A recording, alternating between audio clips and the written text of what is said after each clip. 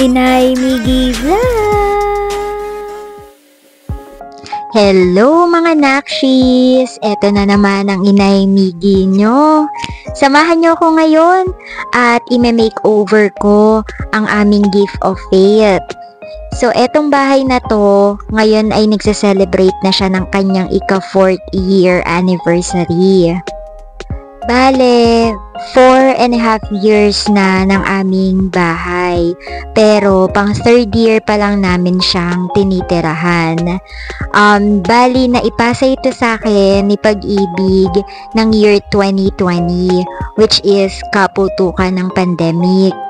Saktong-sakto noon, nung biglang nagkaroon ng lockdown, yun din yung month na inaasahan namin na makakalipat na kami dito sa aming bahay. Kaso nga lang, at dahil nag-lockdown at naghigpit, hindi natuloy yung mga process ng pagpapakabit ng mga kuryente at tubig. So hindi natuloy ang paglipat namin. Hanggang sa natapos ang taon ng 2020 na hindi pa rin talaga kami nakakalipat. Pero awa ng Diyos nang tumungtong na ang year 2021, dun na nagsimulang maging smooth yung process.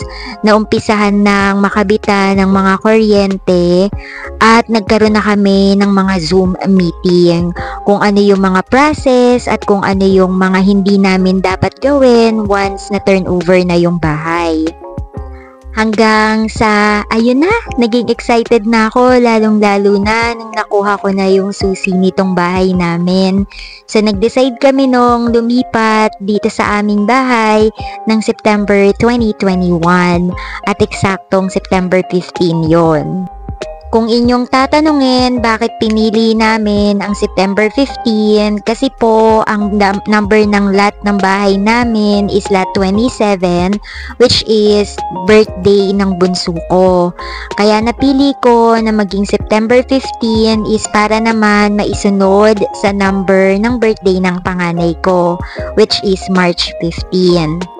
Kung tatanungin nyo bakit kailangan kong sundin yung mga dates ng kanilang birthday, kasi talagang nung kinuha ko tong bahay na to, ang pinaka-goal ko is meron akong maipamana sa kanila na titirahan nila. Bago kami nun lumipat dito, talagang every week na nagre-rest day ako is pinupuntahan ko to para malagyan ko ng wallpaper at maging maaliwalas yung bahay namin. Kung nasubaybayan nyo ang aking mga post tungkol dito sa bahay na to, makikita nyo na from the start is wallpaper talaga yung ginagamit ko. Yung wallpaper na unang-unang nilagay namin dito is tumagal siya ng halos 2 taon. At dahil nakikiusong nanay nyo, dun ko naisipang palitan yung design ng wallpaper namin, which is yung wallpaper na wall cladding.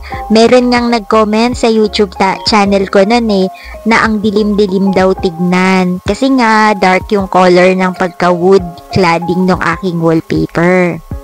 Noong mga panahon na yon, gandang-ganda pa ako sa ganong klase ng wallpaper. Kaso nga lang, katagalan, pero parang sumasakit na yung mga mata ko.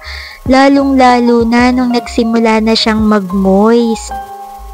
Hindi ko alam kung dahil ba sa klase ng wallpaper na nabili ko, hindi kasi siya kapares nung una kong mga wallpaper na kinabit, na hindi talaga siya nag-molds at hindi talaga siya nagtutuklap. Pero yung pinakalas kong kinabit, doon na siya nagsimulang magkaroon ng molds, doon na rin siya nagkaroon ng mga area na nagkakaroon siya ng tuklap-tuklap. At ewan ko, lalong sumakit yung ulo ko. Ang nakakainis pa, para pa siyang nagkaroon ng amoy. Tapos may mga times pa na mayroong mga lumalabas na maliliit na alupihan. Kaya sabi ko sa sarili ko, eto na ata yung panahon para mamaalam ako sa wallpaper. So ayun na nga, at dahil nag-anniversary etong bahay namin, at eto ang aking anniversary gift para sa aming gift of faith. At dahil dakilang tambay ako dito sa TikTok, nakakita ko ng pintura at iyon ay etong Davis Pondo. Ang ganda-ganda ng coverage ng pintura na to. Meron kasi akong nagamit na pintura sa CR namin na nakakailang coating na ako pero uneven pa rin yung surface niya. Imagine, eto single coat pa lang yung nagagawa ko pero parang akala mo nakadalawa o tatlong coating ka na. At nang matapos na akong magpintura ng aking second coating, eto namang lababo namin ang aking hinirap. Tinanggal ko na yung inilagay ko na sticker dito. Akala ko maganda yung sticker na yun kasi waterproof talaga siya at sobrang dikit. Kaso nga lang, nung isang beses na meron ditong naipatong ang anak ko na mainit na kaldero, nagsimula siyang magkaroon ng tuklap.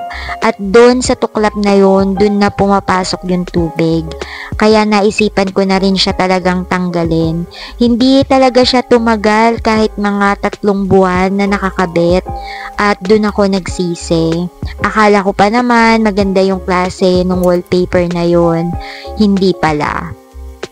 Kaya naisipan kong lagyan na lang muna ng vinyl tile. Ayoko pang ilagay yung tiles na nabili ko dun sa aking katrabaho kasi may pasobra sila nun at sa akin niya pinasulian.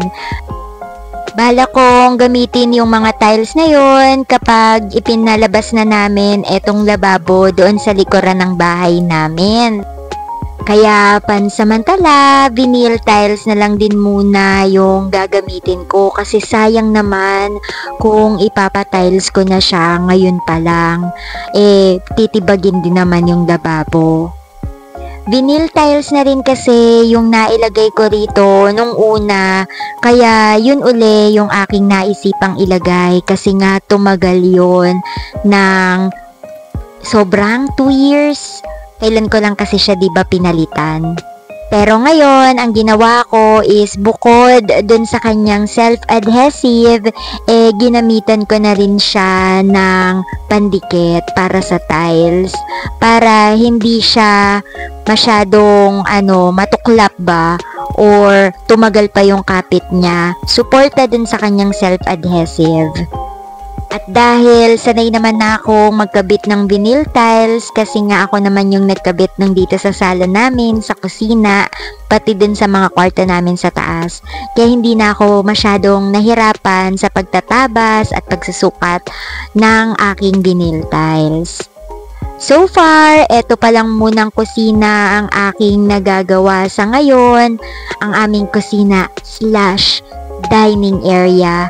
Pero sana bago mag-birthday yung aking bunso, matapos ko na siyang pinturahan lahat. So, ang goal ko, etong aking mga upcoming rest day is matapos ko na siyang buong area ng aming sala, etong kusina, ilalim ng hagdanan at pati nung CR. Sasamahan nyo ko sa mga susunod na araw. Eto na ang aming finished product! Inay Miggy Vlog. See you on my next vid. Paalam!